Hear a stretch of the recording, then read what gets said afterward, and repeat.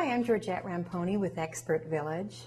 Today we're going to be making pumpkin spice cupcakes with vanilla bean cream cheese icing. Very, very delicious and popular cupcake in a Southern California bakery. Some of the ingredients that we'll be using today are flour. This is all-purpose flour. You can use any brand you like. I think they're all about the same as long as it's an all-purpose flour and not a bread flour or a cake flour. We're using salted butter, sugar, white sugar, and brown sugar, walnuts, golden raisins. You're welcome to use dark raisins or a mixture of the two. Oftentimes I'll put the dark and the golden together and it makes a really nice cupcake.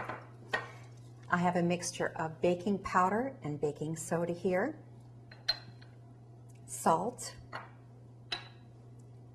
real vanilla. This is bourbon vanilla. It's not made from bourbon, but it's from the Madagascar Bourbon Islands. 2 eggs, vegetable oil, a combination of cinnamon, allspice, nutmeg, and cloves, and canned pumpkin. Make sure when you buy your pumpkin that you don't make a mistake, like so many people that I know, including myself, have done.